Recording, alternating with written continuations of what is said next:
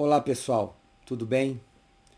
Passados 6 meses do início dos confrontos entre Israel e Hamas, vivemos um momento chave nessa relação. São 6 meses de confronto sangrento que foi iniciado ali no dia 7 de outubro de 2023, com os ataques terroristas do Hamas contra a população israelense, e a resposta de Israel com seus bombardeios, posteriormente com a sua invasão por terra, que já vitimou mais de 33 mil pessoas em Gaza, inclusive chamando a atenção da comunidade internacional acerca de crimes contra a humanidade, genocídio que está sendo discutido aí. Né? Então, por que agora é um momento importante desse debate ou desse conflito? Porque existe a ameaça de invasão por terra de um ataque israelense à cidade de Rafah, em Gaza. E, ao mesmo tempo, existe em Gaza uma centena de reféns israelenses sob o controle do Hamas. Então, hoje, o que existe nessa relação é um momento extremamente complicado em que, de um lado, um governo israelense que tenta se provar para a sua população, em razão dos erros que aconteceram lá no passado com a segurança que permitiu o ataque do Hamas contra os israelenses, tenta uma vitória total contra o Hamas. Por outro lado, o Hamas, para o seu público, para o mundo muçulmano, para o mundo árabe, também busca uma vitória contra Israel. No caso do Hamas, uma vitória total seria uma vitória simbólica, imagética contra Israel.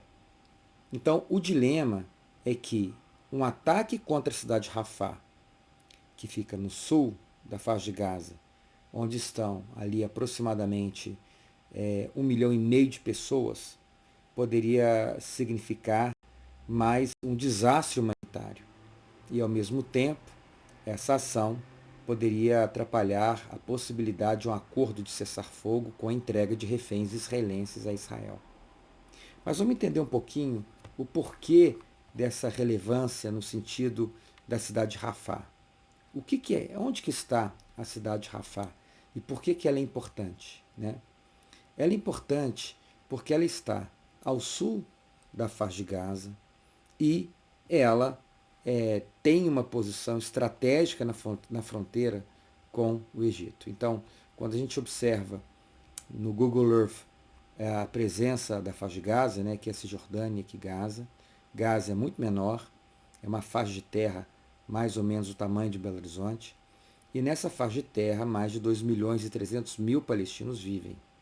As principais cidades da faixa de Gaza é a própria cidade de Gaza, também a cidade de Deir el-Bala, a cidade de Khan Yunis e mais ao sul a cidade de Rafah. A cidade de Rafah é importante porque ela está aqui na fronteira com o Egito, né, com a Península do Sinai. De acordo aí com as Sagradas Escrituras, foi justamente aqui nessa península, no Egito atual, foi que Moisés recebeu os 10 mandamentos. Por isso que é uma região tão importante também para os judeus, cristãos e israelenses, né? Israelenses, muçulmanos e cristãos. Mas, de todo jeito, a questão aqui de Gaza é que, com o início, né, da resposta israelense contra o Hamas, eles iniciam uma campanha de bombardeamento de toda a região, mas com uma intensidade bem maior em Gaza, no norte. E nesses bombardeios, o exército israelense indicava que era necessário a população se deslocar. Aqui tem essa linha, né, que é a principal via de deslocamento, conhecido como rodovia Saladino, né, a rodovia Saladino.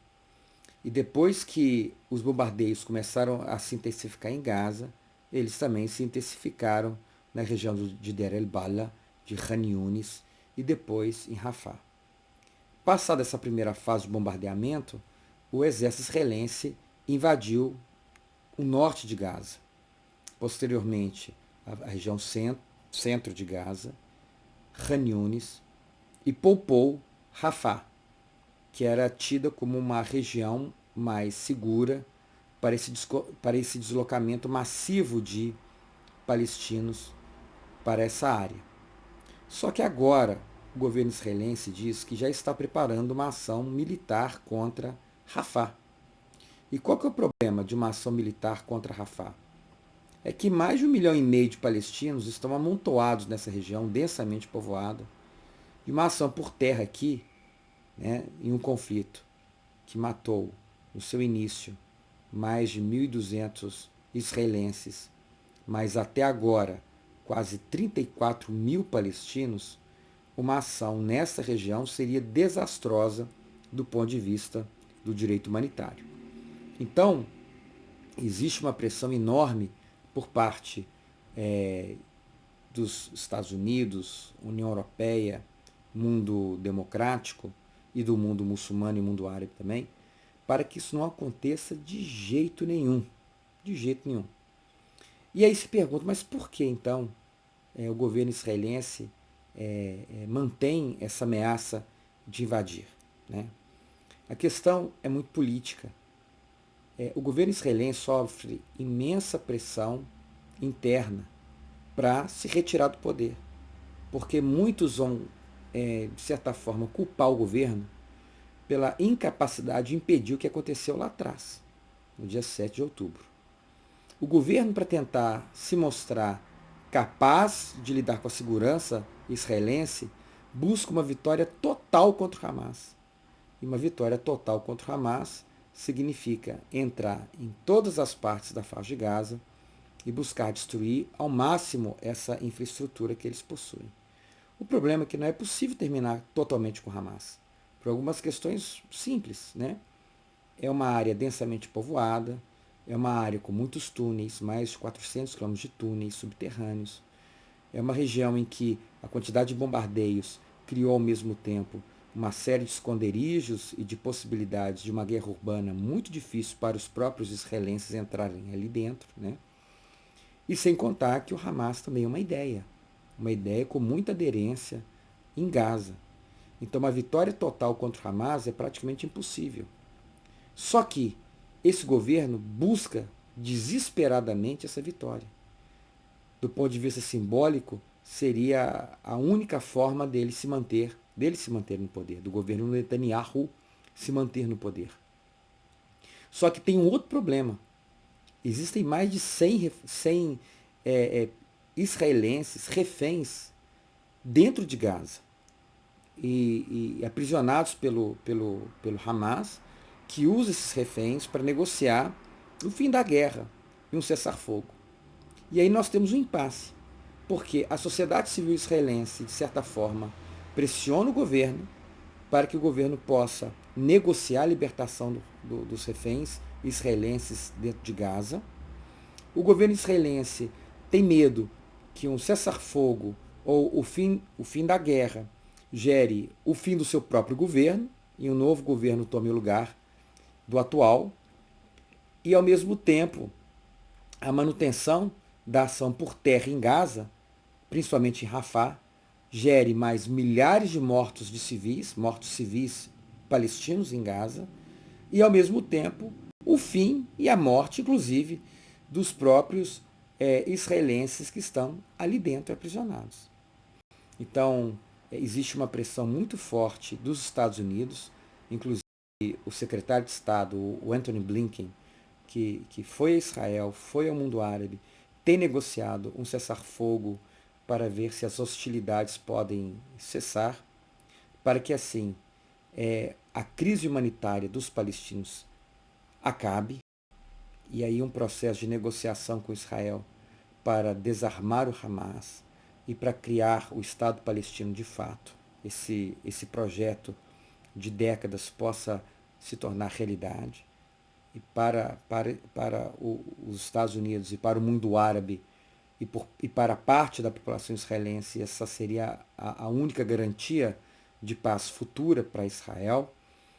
E, ao mesmo tempo, o que nós temos é que, da parte israelense, né, a continuidade dessa ação, ela mostra, de certa forma, o desinteresse do governo em salvar as vidas dos reféns israelenses que estão ali em Gaza. Então o elemento político ele é muito importante nesse momento, né? Como dizia o próprio Clausewitz, né, na sua perspectiva sobre a guerra é a continuidade da política por outros meios. Ela não é só um instrumento de política, ela é a política, é a linguagem mais violenta da política. E o que acontece hoje, né, na relação entre Hamas e Israel é que essa tem sido a linguagem prevalente. Mas a manutenção dessa linguagem pode gerar a morte de reféns israelenses que estão em Gaza, o que para Israel e para a sociedade civil israelense seria algo inaceitável. O governo vai ser culpado junto com o Hamas, mas o governo também vai ser culpado por isso.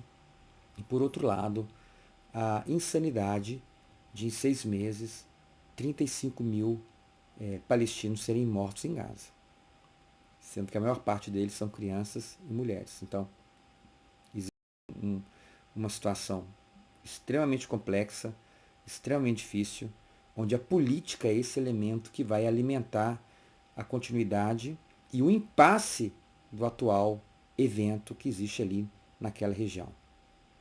Então, o que nós podemos esperar para os próximos dias e para as próximas semanas é uma intensa pressão em cima de Israel e em cima do Hamas, para que ambos possam aceitar termos de rendição e de... nós não podemos nem falar de rendição, né? Rendição é perder a guerra. Mas termos de cessar-fogo que podem acomodar as suas posições políticas, mas ao mesmo tempo chegar ao fim desse conflito, poupando, né, um pouco mais de palestinos, que podem morrer aí mais aos milhares, poupando os reféns israelenses que estão ali em Gaza e criar condições, para o meu ver, a única possibilidade de paz entre esses dois povos, que é a criação de 2 estados. Pensar a possibilidade de um único estado binacional com palestinos e israelenses, com essas diferenças sociais, políticas tão profundas, para mim é quase que um exercício de imaginação. Então, por mais difícil que seja, né, a possibilidade de um Estado palestino ao lado de um Estado israelense, para mim é mais factível do que uma solução de um único Estado com palestinos e israelenses compartilhando de uma mesma cidadania em pé de igualdade. Mas o elemento mais complicador do conflito atual é: vai ocorrer ou não um ataque contra a cidade de Rafah?